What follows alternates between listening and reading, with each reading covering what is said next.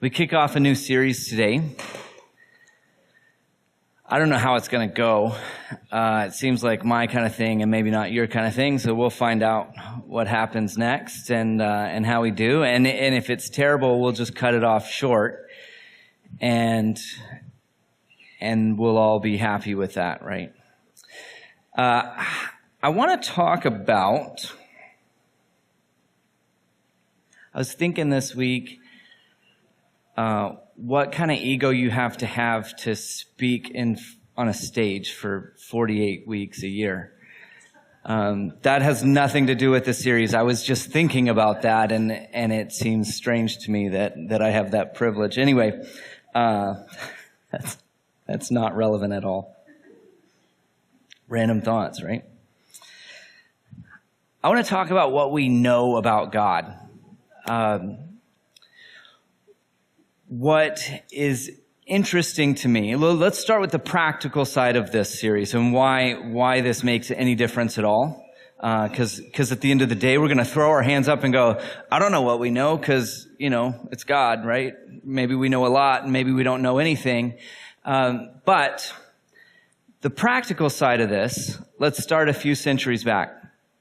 For a long, long time, the church it was very expensive to own a Bible. You didn't just own a Bible, a community owned a Bible because it cost so much to make and handwrite and hand draw the art and everything. And it was a piece of art. We've lost that sense today because they're on like this. Unless this is art. I kind of think that's art. I don't know. Anyway. It was this work of art, and it was massively expensive to produce, and a community might own a Bible, or a church might owned a Bible, but you didn't go to the store and buy a Bible and call Bradley and say, hey, what translation should I get? NRSV, by the way, may be the Message, if you were interested in that. You didn't get to do that. There wasn't access to that kind of thing. And so everything you knew about the Bible, you ready for this? Came from this stage right here. Or maybe it was a pulpit, or maybe they were on the floor with you. I don't know. It came from up front. In fact, it was unlikely that you were able to read. Certainly by the time it was likely that you were able to read. It was unlikely that you were able to read Latin, which was the only translation that the Bible was printed in. So everything you knew about God, about the Bible, about how you know God, about what God says to do or don't do, all came from this voice right here. Just take that in for a minute. Everything you know about God comes from our 20 minutes right here. You haven't learned very much this year. I'm pretty sure of that. Right? Everything you know about God comes from this one singular place. And this dude was like, that doesn't seem right to me. He could read. He was in the church, and so he had the privilege of being able to learn and study, and he was a guy, and so that helped him along his way. And he was like, this isn't right. And one of the major shifts in Christian history is the translation of the Bible from Latin into German. All of the sudden, you could read a Bible. Around the same time, anyone knows what happened next? Major technological advancement changes the world forever. Thank you. You're on it. The printing press. All of the sudden, it was both cheap, accessible, and you could actually read the Bible for yourself. The problem about knowing God is partly our access to what it means to know God. It is our understanding of how God works in the world. It is our understanding of the Bible and what we have access to. And even still, you pull out your authorized version, the King James, it is not readable. Don't go to the store and buy that. Okay? And if you have one, bring it to me. I will trade you for an NRSV, okay? You now have access to it. You have access to learning all of these things. Now, here's the practical side of that. The practical side of that, or the long-term game here in this series called Mystery. Ooh, mystery. The long-term game here is that we get to read it for ourselves. It is that who tells you how to read the Bible, who explains how the Bible works, who explains how God works, has a bit of control in the world of how God is understood. So if the only way you know about God is through this 20 minutes right here, I end up with a whole lot of control. And I can use that in manipulative ways. I can use it in good ways, I guess. I could use it in bad or good ways. When everything you know about the world is seen through a lens of your faith and through God and through religion, and the only thing you get information about God and faith and religion is from this 20 minutes, then we just controlled not just understanding of religion, not just your understanding of faith, not just what you do with that, but also the worldview.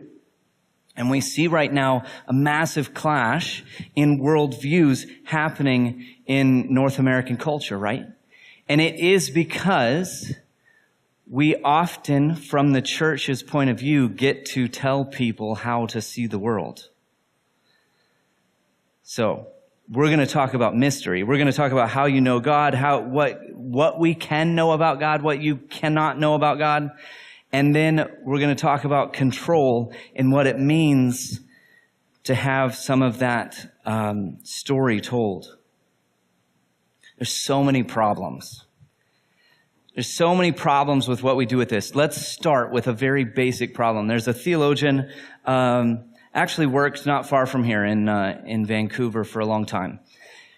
She talks about language and God.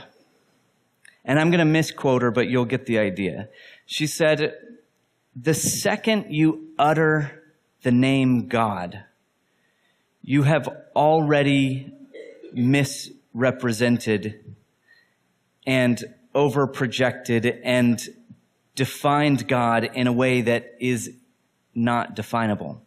The second we speak about God, those words, our understanding, our image of God, are immediately less than God. Because our words suck. Our words really, we really have a terrible time. Speech 101 or Communications 101, 60% of our communication is nonverbal. That means not the words. It's your tone, it's your inflection, it's your body language, it's how you stare them down when you talk. Those are all of the things being communicated through the words that really fail often. So we have an essential problem when we talk about knowing God. And the second we even say the name God, we begin to fail at explaining or expressing who God is. In the Jewish world, not like there's a separate world that's Jewish, but in the Jewish worldview and the Jewish theology, you don't say the name of God. You, in fact, when they write the name of God, they put the vowels wrong. So that even if you were accidentally reading, and you can look through this, you can pull out a Hebrew Bible. Bring me your King James, I'll give you a Hebrew Bible. And you can look in the Hebrew Bible and see where they have intentionally put the vowels in wrong. It's just some dots and some weird lines. But they've done it so that even if you're accidentally reading and you accidentally read the name of God, should we say it? I feel like we shouldn't say it after this explanation. Anyway, you would read it incorrectly. It is that holy, it is that revered, it is that indefinable. And so you don't speak it. What you do is you replace it with another word that means God, Adonai. So when you read Yahweh in the Bible, you should replace it with Adonai. Now we've done it, and then like the holiness and the reverence is all broken.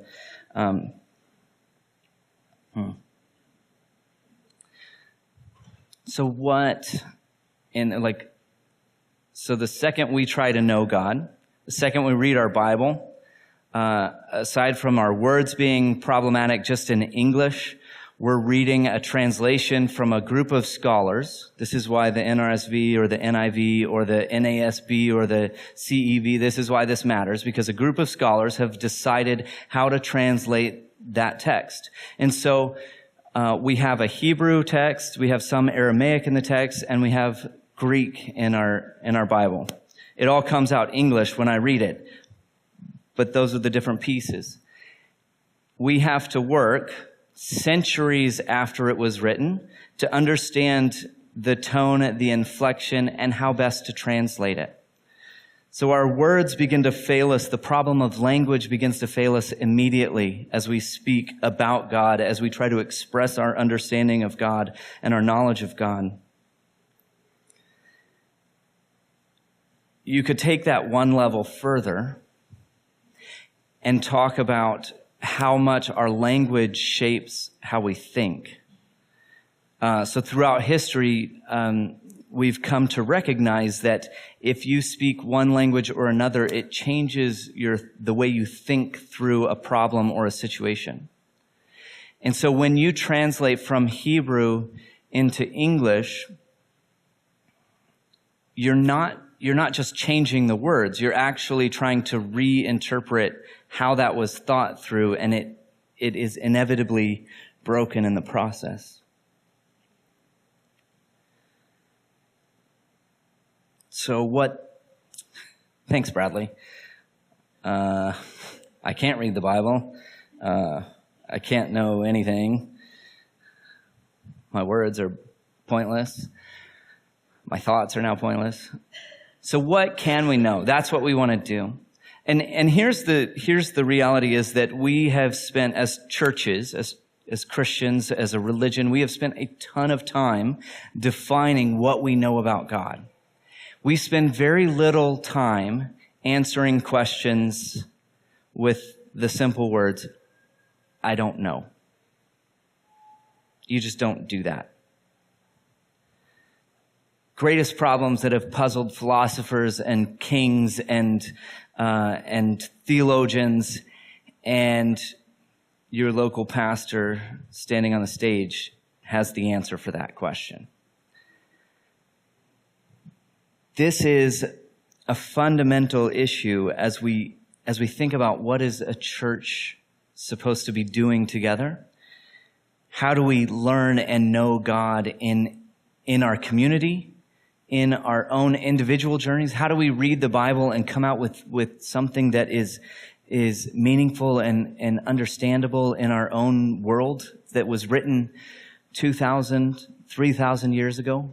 These are pivotal questions, and typically we toss it all out and answer with a very clean and simple statement. So what can we know? I don't know. That's the whole thing. Series over. One of the things I love about reading, just a quick story of my journey. I grew up in the church. I watched a guy get up and speak for 20 minutes every week. Looked like he had an awesome job. I was like, I want to do that. And then I went to school and I saw somebody that wasn't at a 5,000 member church doing their job. And I was like, I do not want to do that. But I continued the study. I love the theology. I love the ancient languages. I love the history. I loved all of this. And so I thought, well, I'll just study And then someday, after I've studied long enough, I can teach other people in their own studies, and then they can go do that kind of work if that's what they want to do. And so one of the things that fascinated me was the Hebrew text and the early fathers. We say things like church fathers or fathers of faith we have weird terms. Anyway, we were talking about Abraham and Isaac and Jacob and Moses and these guys that you read about through the Bible, and you see them responding not to religion but to something beyond them. One of what fascinates me about that is learning origin stories. Well, how did this start? Where did this come from? What did they look like, and why did they do this? And how did it get from Abraham, who just said, "Okay, God," there's no built up religion or anything like that. He was just, "Okay, God, I will go where you tell me to go, and I will do what you ask me to do," and move from there into sacrificial animals and this whole structure with the temple. And before the temple, there was a tent, and they put God in a tent, and then the temple, and all of this religion came formed around it. So what was happening in Abraham's community, in his family, in that experience with God? I want to know what was going on there. That's that place where I go, okay, I'm not sure about everything, but I know something in this experience that Abraham had. Did anyone see the film Noah? Big kerfuffle in the church when Noah came out because it was super weird, for starters. But okay, just as a starting point, what I loved about the depiction of Noah was this idea of looking at this person who just had a connection to the earth, a connection to God. And they sort of showed him in these weird moments, that, to be frank, looked really weird, with like a snake skin and stuff like that. But there was this image of somebody that's just connected to God. And there's no background, there's no service, there's no steeple buildings, and here's all the people. It was just him and God and his family. And you go, that's that story, that's that knowledge that I'm looking for, that origin of how do we know God. As the Bible moves on, you get a sense that you know God through the law. That's a really weird statement, but the law is the reference to the list of codes and instructions that the Hebrew and then the Jewish people were supposed to follow. If you know what God has told you to do, you know God. If you know the things that you are supposed to do, and this is the check off the box kind of list of things. You can go to Leviticus if you really want to trudge through that. If you know the law, you know God. With the development in the New Testament, you got a new sense of that. Jesus talks about knowing the law on your heart. Paul talks about it and gets the theology out of it. Jesus lived it, right? Jesus went to each of these individuals, and as the law was brought up, he said, well, that's the law, but really it's the deeper sense of why that law is there. It's the deeper understanding of who God is that informs that law. And Paul moves into some weird places, and I just want to pull Paul out on this opening day here.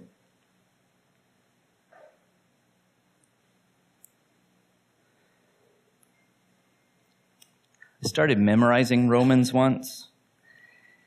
And then I got 2 chapters in, and I realized it was the NIV, and I was having a shifting thought process about the NIV, and then it all went downhill from there. Here I am. For the wrath of God is revealed from heaven against all ungodliness and wickedness of those who by their wickedness suppress the truth. Okay, we're getting there. I know that's rough. For what can be known about God is plain to them because God has shown it to them. Ever since the creation of the world, his eternal power and divine nature, invisible though they are, have been understood and seen through the things he has made. Paul is a Jewish Roman trying to translate for the rest of the world knowing God. And right at the outset of Romans, he says, we're going to let go of the concept of the law for a minute because there's something bigger going on, and you can understand who God is. Since the creation of the world, his eternal power and divine nature, invisible though they are, have been understood and seen through the things he has made. And so Paul begins to open up this idea that you can experience God outside of the law. He's going to go further and literally talk about, even if you haven't physically read the law, you can know the law in your heart. We don't want to go into all of that, but you can know the law in your heart and know God through this process. It all gets fuzzy in this moment, because up until now you could say the law is how you know God. And now Paul is talking about knowing God through the universe and through creation and the stars in the sky, and knowing God. He's going to talk about later on the unknown God, this figurine, this statue that he comes across in a town square, a whole list of gods. And he says, here's this unknown God. That's the one we're talking about.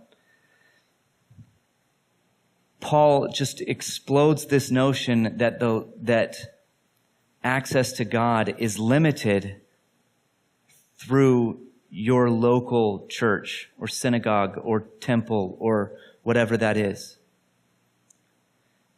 His notion of who gets to know God is anyone living and present and aware of their surroundings.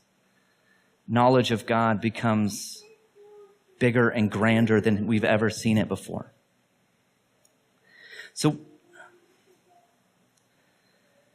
now we know that we can't know anything about God just because our words fail us, and our thoughts then fail us because they're attached to our words. And the Bible has been translated and it's difficult and all of this stuff. And now we know that we can know God through some sort of connection to the stars and the universe and creation and the mountains rising up out of the ground and the seas filling with. Knowing God looks a lot different in that story. And in our churches, we have followed, this is interesting because what we've actually followed is a very modern concept of how we know something. We say you know something because you can test it and you can prove it. We know something because you can repeat the test and you can prove it again. And so we've developed language and faith around knowing facts and a logical explanation of how God works. So the question at the outset is, can we know there's a God? Probably not supposed to say that here. That's starting point, right? Can we know that? There's a systematic theologian that says systematic theology is to be done from within the church and for the church. That is to say that faith is the underlying principle, And then you can begin to build the logical theology and the systematics and everything that goes around that. That theology is not intended, I'm getting somewhere, hold on. Theology is not intended to prove the existence of God. You experience that in other ways that you can't explain to somebody because your words suck and your thoughts are attached to your words, right? You don't know why you think that. Maybe you've come to a logical conclusion that God is there because of science or something. But maybe you haven't. Maybe it just feels right and you've experienced something that you can't explain any other way. That's okay. That's an okay starting place. But our modern understanding of knowledge and explanation and scientific theory fails at that outset. So then we get to the classic response. Job goes through this huge amount of suffering as the author tells it. The accuser, who is there to test people and to show who is God's and who is not, in a way. The accuser goes to God and says, Job is just following you because you've done all of these great things. He's got a great land. He's got great property. He's got great flocks. He's got great family and wealth. And of course, he loves you because of that. Let me test him and one by one, he takes things away from Job. And Job questions God, saying, why have you allowed this to happen? I'm a good person. I've never failed to follow and do what you've asked. And God answers,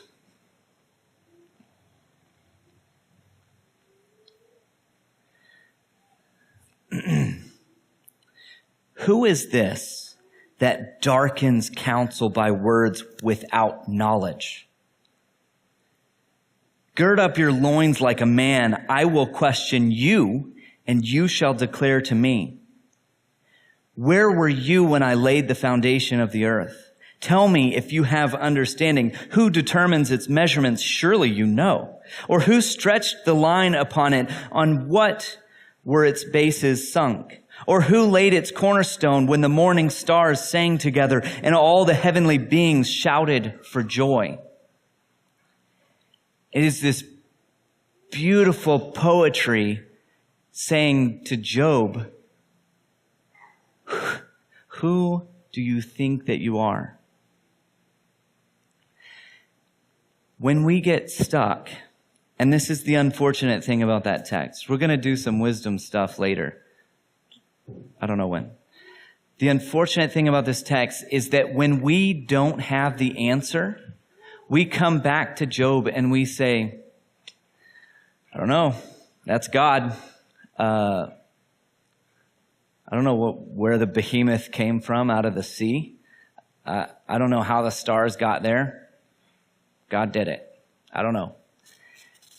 Well, what about this pain and suffering? God's knowledge is higher than ours. Or what about the injustice of this group of people that doesn't seem right and the church is persecuting? God's justice is higher or greater than our justice. And somehow that relieves us from standing up for injustice here. When you control the knowledge of God, you control worldviews and community and people. Sometimes for good, sometimes for harm. And this beautiful piece of poetry here and this response that is full of passion and vigor and reality fails us when we try to answer our own questions, because we always come back to, it's just God. And I think it's time we answer with a little bit of mystery. Man, I don't know. That's a really good question.